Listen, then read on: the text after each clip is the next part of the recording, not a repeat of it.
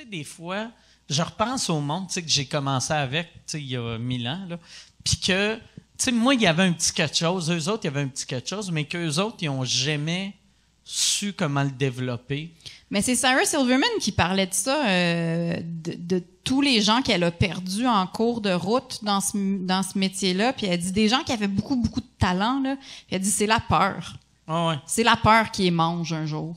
Tu perds contre la peur. Ouais. Puis même si tu as beaucoup, beaucoup de talent, si tu continues pas, là, puis qu'à un moment donné, ça se débalance pas, genre ton amour ou ton courage de faire cette affaire-là grandit pas, ben la peur te mange puis t'arrêtes. Il y a aussi une affaire, je l'avais vu parler de ça, puis mais je sais pas si c'est dans cette affaire-là qu'elle disait qu'il y en avait bien aussi de cette époque-là, que, tu sais, un coup que tu avais ton 45 minutes, puis aux États-Unis, tu sais, ils gardaient le même headline toute leur vie, là, tu sais. Moi, je me rappelle... parce que tu peux tellement tourner avec la même affaire, puis c'est pas le ça. même monde qui te revoit. Ouais. Mais ça doit être zéro stimulant. Après ça, non, ça fait 3 ans que t'as pas écrit, puis... Mais Jerry Seinfeld fait ça depuis... Je veux dire, moi, je l'ai vu au Centre Bell avant la pandémie, puis il y avait plein de jokes que je connaissais qui avaient 20 ans, là. Moi, il me fait capoter Seinfeld là-dessus, qui arrête pas de dire « Moi, j'écris à tous les jours. » Tu sais, il fait comme si il y a une job de moine, là. Tu sais, moi, c'est rien que ça, je fais, j'écris. Mais je garde jamais rien. Mais je suis assidu, mais je garde jamais aucun de mes gags. Tu dois être mauvais en écriture si t'écris 8 heures par jour pour garder une joke que aux 5 ans. Que t'as écrit en 89. Ouais. Mais il remplissait le Centre Bell, en tout cas. Lui et Gad Elmaleh étaient en première partie. Avec les mêmes jokes. Avec les mêmes jokes, c'est ça! Ça l'aurait été malade, hein? C'est con parce que c'est ça, t'avais les mêmes jokes 2 fois, en français, en anglais, je comprends les 2 langues, c'était vraiment long comme show. Il y avait le culot d'appeler ça la tournée des writers, puis c'est des gags volés puis des gags d'il y a 30 ans. Mais Gad, il faisait ça en français ou en anglais? Il devait le faire en anglais? Oui, c'est ça. Non, en fait, il le faisait en anglais. Puis il y avait des petits bouts en français quand même, parce qu'il me semble qu'il avait imité un Québécois, justement. Mais il avait peut-être imité un Québécois qui parlait anglais, dans le fond. Mais c'est juste que comme mon cerveau parle les 2 langues, je me souviens plus c'était dans quelle langue. J'ai vu, je sais pas pourquoi, ça me fait penser à... tu sais, son imitation du Québécois est super... C'est vraiment une bonne imitation. Pour un Français, oui. Pour un Français qui est venu ici une fois. Oui. Ben, plus longtemps que ça, quand même. Mais tu sais, ça sonne pas québécois, là, tu sais. Non. Mais il est proche. Ouais, il est pas loin. Tu vois, moi, mon père a immigré ici il y a 40 ans, il est français. Puis je pense que c'est un des seuls Français qui y arrive. Mais ça fait 40 ans qu'il couche avec une Québécoise. Fait que, tu sais, ça prend ça. Avant que tu arrives à prononcer nos expressions, je pense que ça prend ça. Il faut que tu couches avec 40 ans avec une Québécoise. Pendant 40 ans. Puis un jour, tu comprends la nuance de A et A. Genre, ça commence, tu sais. Mais ça, c'est pas son accent. Faut qu'il force. Son accent normal, il y a encore un accent français. Non, il y a un accent français. Il y a un accent de Radio-Canada, genre. Ouais. Mais ce qui est drôle, c'est que ma mère aussi, qui pourtant vient d'Abitibi, ma mère aussi est rendue avec une espèce d'accent radio-canadien. Tout le monde parle comme ça chez moi. Ouais. Exact. Ouais, j'ai un ami suisse qui est de même que lui, en plus, là, en star, vu qu'il est suisse, il sonne acadien. Ouais. Il est perdu. Ça fait tellement longtemps qu'il est ici qu'il sonne acadien. Mais pour le Gad, je sais pas si tu as vu des previews du film de Céline qui va sortir, qui est une production française. Avec Valérie Lemercier, là, qui fait... Aline. Chris, y a-tu quelqu'un qui aurait pu la coacher sur l'accent québécois, tu sais? Ou elle aurait dû juste jouer Aline sur une française? Ouais. Parce que c'est pas possible.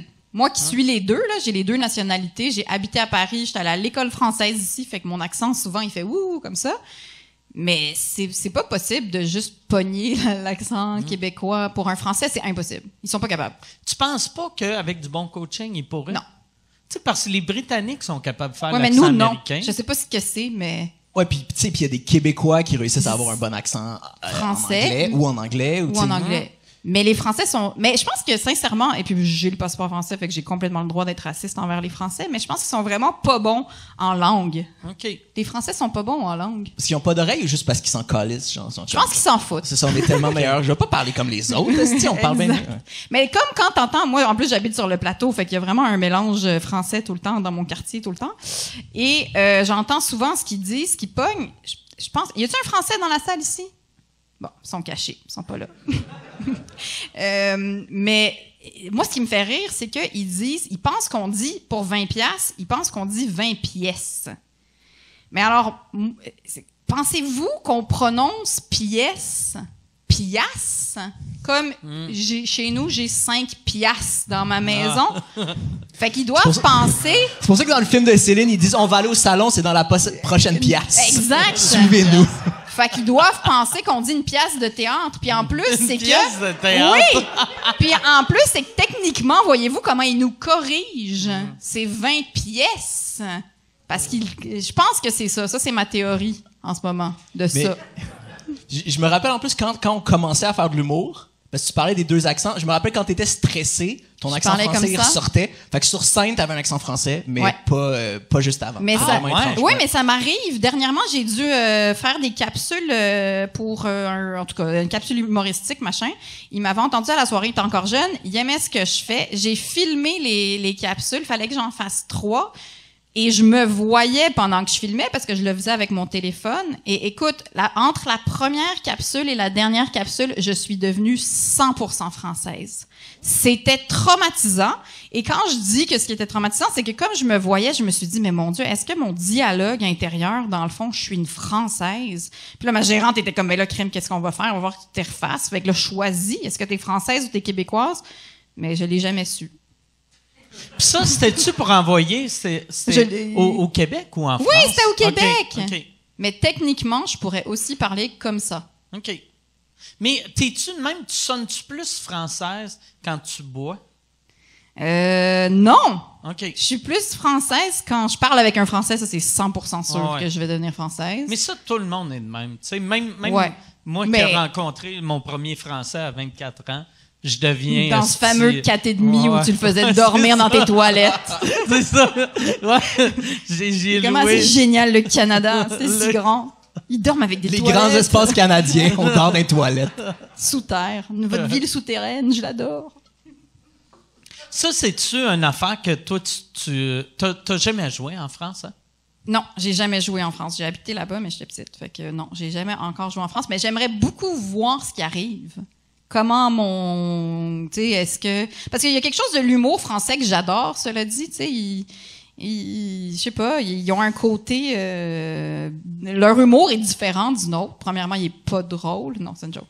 Non, mais il y en a à ce non, il y a ça, c'est le vieux stéréotype. Ouais, c'est le vieux stéréotype. Mais non, mais pour vrai, il y a vraiment une sorte d'humour français que j'adore. Donc, je serais curieuse de voir ce qui arrive. Ça serait plus facile pour toi. Oui, parce que je sais. C'est quoi les mots comme piastre, par exemple? Puis il serait comme, qu'est-ce qui se passe? Qu'est-ce qu'elle dit? Moi, par exemple, j'ai le goût... Là, je me suis jamais ennuyé de la France, mais là, j'ai hâte d'aller un jour à Paris pour acheter un billet pour une pièce de théâtre. Hey, tu vois? Ça va devenir quelque chose. Faites-leur croire. On fait tous croire que pièce, c'est vraiment ça. Tout le monde ici commençait à dire pièce de théâtre. On va partir quelque chose. Comme quand je voulais faire croire aux touristes que bonjour, ça voulait dire police. Fait que là, les théotaxis pensaient que c'était des chars de police.